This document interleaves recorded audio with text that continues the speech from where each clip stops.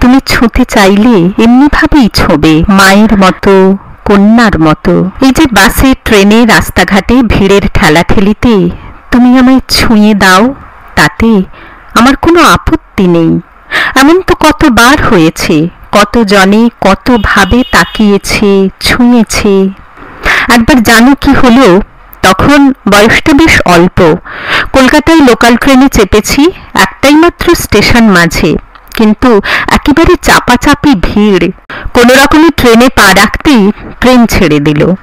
আমি ঝুলছি ট্রেনের বাইরে, কোনো রকমে একটা লোহার রড ধরে আছি, কিন্তু ঘাম ঘাম হাতে তাও পিছলে যাচ্ছে। হঠাৎ একটা পুরুষালী হাত কনুইয়ের কাছটা ধরেই হ্যাঁচকা টানে ট্রেনের ভেতরের দিকে নিয়ে এলো আমাকে। আমি বললাম, প্লিজ ছাড়বেন না, আমি পড়ে যাব তাহলে। ছাড়ছি না, ভয় নেই। ভয় ছিল না আর। আরেকবার, সেবার গায়ে জ্বর, মাথায় কি ঘুরছিল, চট করে হস্টেল থেকে বাড়ি যেতে খুব ইচ্ছে হলো। ট্রেন নেই, কোনো ভালো বাস নেই, ঝরঝরে একটা বাস, যা পেলাম উঠে পড়লাম। তিলার্ধ জায়গা নেই বাসে।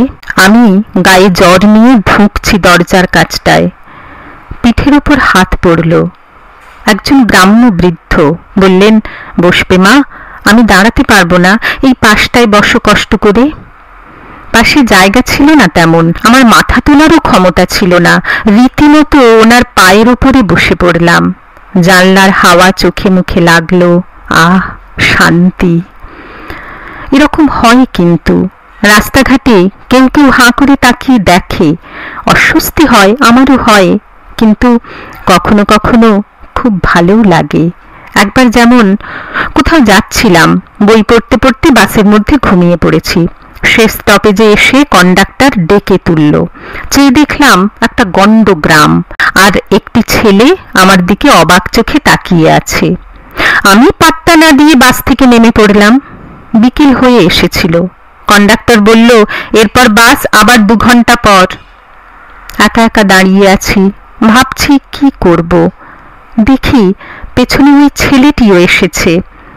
এখানে একটা দোকানে আমার বাইক রাখা থাকে, আমি পৌঁছে দেব? না না, কি দরকার, ভয় নেই, বাড়ি অবধি পৌঁছে দেব, পরের বাস আসতে অনেক রাত। কি মনে হলো, বললাম, চলুন। ভালো করলে, ধরে বসুন তো, চাপ নেই। বসলাম। আমাকে ঠিকানা জিজ্ঞেস করে একদম বাড়ির দরজা অবধি পৌঁছে দিয়ে গেল। আবার মাকে বলেও দিল, বলুন কাকিমা, বাসে ওভাবে কেউ ঘুমিয়ে পড়ে? এই তাকিয়ে থাকাগুলো বেশ লাগে তো। তারপর কেউ যদি এমনি এমনি আদর করে, ধরো অচেনা কেউ, আমার তাও ভালো লাগে। তখন সন্তান সম্ভবা আমি। দুর্গাপুজোয় লাইনে দাঁড়িয়ে অষ্টমীর প্রসাদ নিচ্ছি, খুব গরম, হাঁসফাঁস করছি। এক 40 ঊর্ধ্ব এগিয়ে এলেন, একটা প্লাস্টিকের চেয়ারে আমায় বসিয়ে ভোগ নিতে গেলেন। একটু পরে এসে ভোগের খিচুড়ি, পায়েসের প্লেট আমার হাতে দিলেন।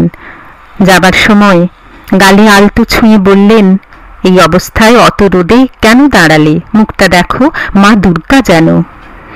তারও অনেক দিন আগে, বেশ 5-6 বছর আগের ঘটনা। জীবনে প্রথমবার রেডিওথেরাপি নিচ্ছিলাম, এই দিন 10-এর। তখন জানতামই না এর কি মাহাত্ম্য। ব্যাঙ্গালোরে থাকি, বিদেশ বিভুঁইয়ে বদনাম করার লোক পাওয়া যায়, পাশে থাকার লোক কম। প্রথম 2 দিন বেশ নাচতে নাচতে থেরাপি নিলেও তৃতীয় দিনে এসে অবস্থা কাহিল। এরকমই একদিন থেরাপির জন্য অপেক্ষা করছি, অফিসের এক কলিগের ফোন এলো। খুব কাছের নয়, মোটামুটি বন্ধু।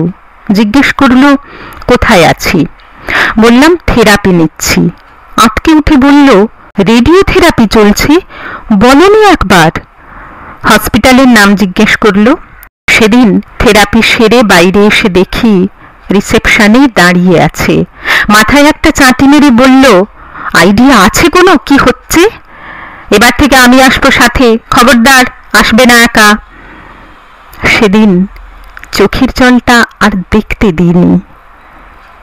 ছুঁতে হলে এমনি করে ছোঁও, এমন করে, যাতে শেষ দিন অবধি তোমার ছোঁয়াটুকু মনে করে রাখতে পারি, গর্ব করে আনন্দ করে বলতে পারি, তুমি একটু হলেও অনেকখানি কতখানি ছুঁয়েছিলে আমাকে, এখনো ছুঁয়ে আছো।